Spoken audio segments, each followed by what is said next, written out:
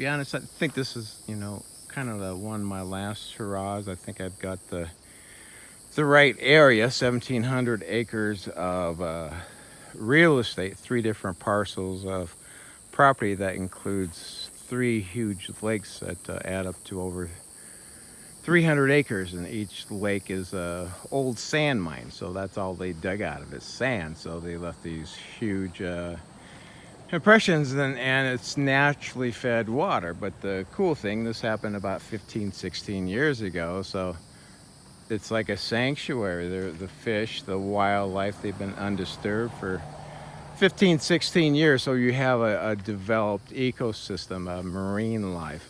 Ducks go by there. There's probably hundreds of turkeys and wildlife galore. There's plenty of deer, and there's wild buffalo. So we might have a wild buffalo hunting, and we might have make a cooking contest out of the.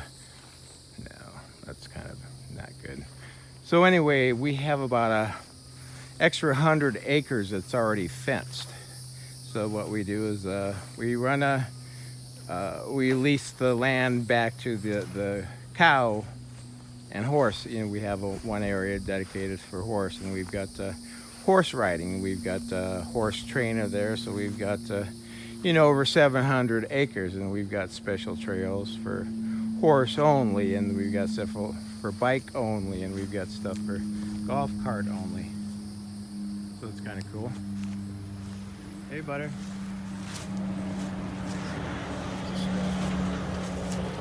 So anyway, it's wildlife galore. Other butterfly, I could spend an hour chasing butterflies and bugs and seeing cool thing. But that's the cool thing about this area. It's got trophy bass throughout it. So we're going to do a catch and release program, and basically how you get onto the one lake is through a fishing guide, or you rent a boat through us, and we check it when you come in, because that's the only way you get on the lake. Yeah, you have to have money. It's not it takes money to have a overhead of providing a RV resort. So yeah, good things aren't free, and free things aren't good. So what we charge for is anybody goes on our fishing lake has got to have a boat or kayak or something rented by us. That way we control things, that we know there's not drunks out there, and we know what is going on, and we have the right to we might have kill switches on some of the boats that we think the people are going to drink on. So stuff like that, people know that they're our boats, it's our lake, it's our bass, and we want to preserve that. But also we have fishing contests. We might keep 7 to 25 of these big bass and crappie and stuff like that. And basically the only way they can keep them, they know that beforehand, but we fix them that night. So we take them to the restaurant, and we dress them out and marinate them for a little bit, and then you eat your own fish. So say if you catch a 8-pound bass and you're one of the winners of the drawing, you get to eat that, and then you have fresh vegetables from our down on the farm and some fresh oranges and just local fruit. So we actually have a farmer's market in front of the property. So that's the cool thing, that we do that. And a lot of those old the first tier of houses, we try to get the county to extract the people in there who are on drugs and abusers. So, and then we tear them out, and then we set up these units, and it's for these people. And mainly we're going to employ them also. We're going to set up maybe like a $40,000 park model RV that's got 300 or 400 feet, and it's got a warranty. And then they pay us, since we employ them, they pay us back like $700 a month for the upkeep, and that's their only charge. So we try to employ the local. We're revitalizing the county, and in front there we're going to have a farmer's market, and then also we're going to have the I'm changing the name to Seminole Indians. I think that's the local Seminole Indian Museum, and then artifacts of like painted this and painted that. A lot of paintings and pottery, but what we do is we actually ship them to the people's address. So people love that service. It's like we're hooked up with Amazon.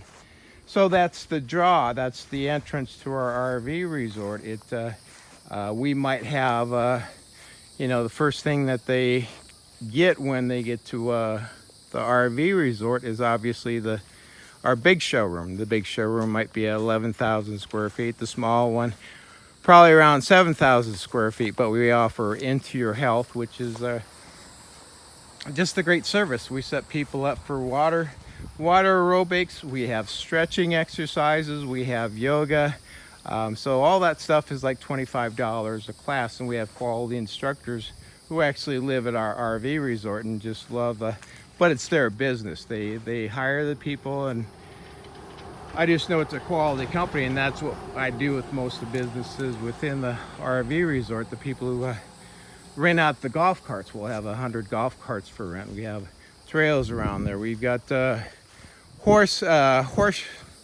not horse shows, but we probably have a dozen horses and 3 or 4 riders that will take you out, or we'll put the horses in a place and take you to a local park. So we have horseback riding. We're not going to do lessons. We just want people to have fun, and then we do have little horses we have a simple course too. So what I do is I incorporate these businesses to be independent, to be their own governor, but I do require the owners to be managers for first 2 years, so they get the system down. They're hands-on. They know the customers, they know the products, they know the price points. So all I'm doing by having mandatory managers is to increase their value of their operation threefold within 3 years, and then also have the chance to franchise that with other RV resorts. Since it works at one RV resort, it should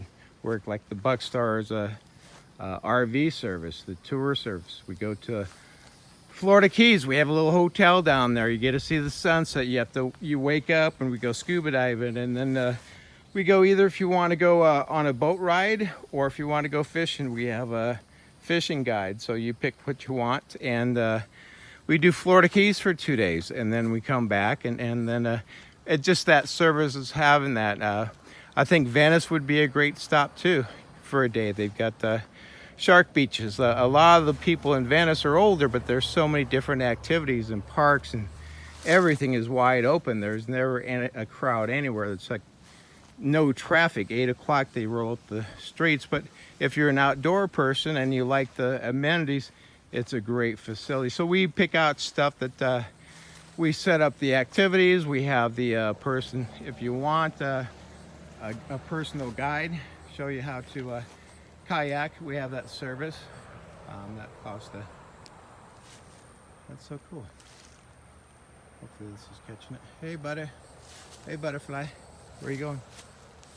So yeah, what I want to do is just capture moments like this, just like a butterfly going to nectar. We have a tourist going toward outdoorsy RV resort, and they capture their own moment. Our theme is the great times, or good times, great times make great memories. We're creating memories, and it's not just like sign language. It actually happens if you do these activities, and we record it too. If you want, we'll record going out on the deep sea, and maybe you catch a black drum tuna that's or black drum, whatever it is, 60 pounds, or amberjack that's 40 pounds, and it's like the biggest fight of your life, and you capture it. We capture it through our app, postcards from your RV. So you quick download that. You have the app, so you can upload your own video, or we send our video to you in our shot. So say you mentally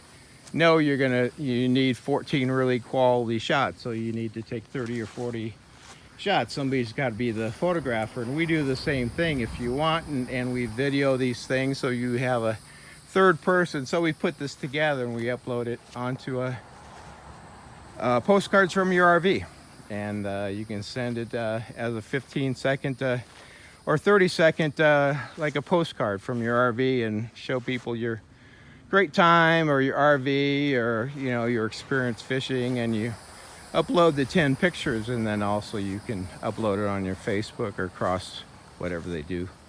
So that's kind of the idea, is to intertwine with the social media market makers, the movers, the bloggers, create our own bloggers. Just say we have